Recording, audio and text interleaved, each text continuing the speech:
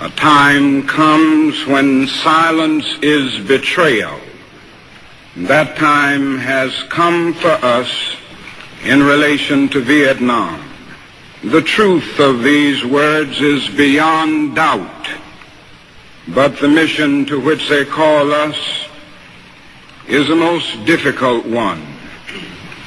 Even when pressed by the demands of inner truth, men do not easily assume the task of opposing their government's policy, especially in time of war. Nor does the human spirit move without great difficulty against all the apathy of conformist thought within one's own bosom and in the surrounding world. Moreover, when the issues at hand seem as perplexing as they often do, in the case of this dreadful conflict, we are always on the verge of being mesmerized by uncertainty. But we must move on. Some of us who have already begun to break the silence of the night have found that the calling to speak is often a vocation of agony. But we must speak. We must speak with all the humility that is appropriate to our limited vision. But we must speak. And we must rejoice as well, for surely this is the first time in our nation's history that a significant number of its religious leaders have chosen to move beyond the prophesying of smooth patriotism to the high grounds of a firm dissent based upon the mandates of conscience and the reading of history. Perhaps a new spirit is rising among us. If it is, let us trace its movements and pray that our own inner being may be sensitive to its guidance, for we are deeply in need of a new way beyond the darkness that seems so close around us.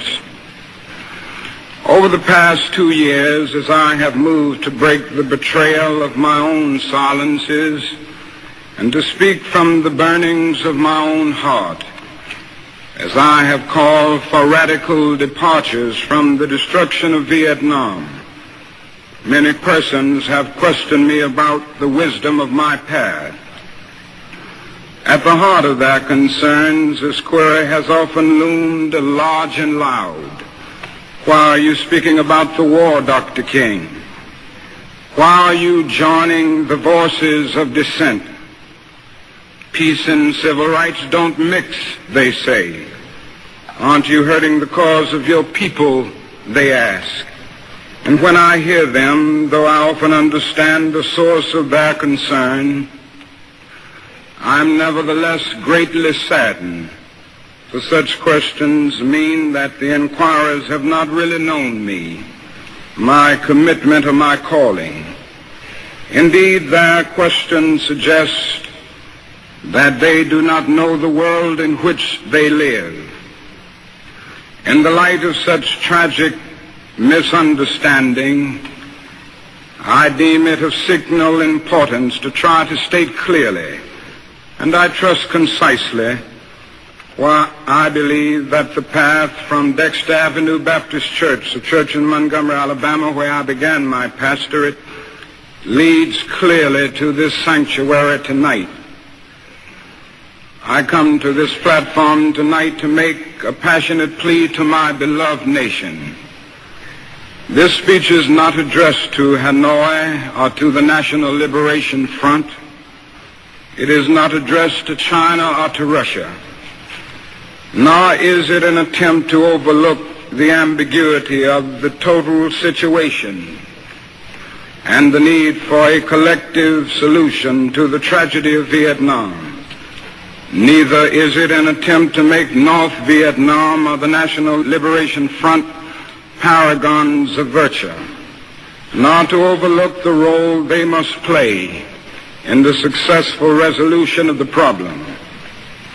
while they both may have justifiable reasons to be suspicious of the good faith of the United States, life and history give eloquent testimony to the fact that conflicts are never resolved without trustful give and take on both sides.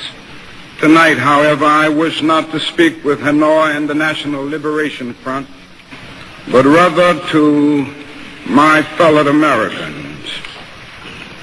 That is, at the outset, a very obvious and almost facile connection between the war in Vietnam and the struggle I and others have been waging in America. A few years ago, there was a shining moment in that struggle. It seemed as if there was a real promise of hope for the poor, both black and white, through the poverty program. There were experiments, hopes, new beginnings. And then came the build-up in Vietnam, and I watched this program broken and eviscerated as if it was some idle political plaything of a society gone mad on war. And I knew that America would never invest the necessary funds or energies in rehabilitation of its poor so long as adventures like Vietnam continued to draw men and skills and money like some demonic destructive suction tube. So I was increasingly compelled to see the war as an enemy of the poor and to attack it as such. Perhaps a more tragic recognition of reality took place when it became clear to me that the war was doing far more than devastating the hopes of the poor at home. It was sending their sons and their brothers and their husbands to fight and to die in extraordinarily high proportions relative to the rest of the population. We were taking the black young men who had been crippled by our society and sending them 8,000 miles away to guarantee liberties in Southeast Asia, which they had not found in Southwest Georgia and East Holland. So we have been repeatedly faced with the cruel irony of watching Negro and white boys on TV screens as they kill and die together for a nation that has been unable to seat them together in the same schools. So we watch them in brutal solidarity, burning the huts of a poor village, but we realize that they would hardly live on the same block in Chicago. I could not be silent in the face of such cruel manipulation of the poor.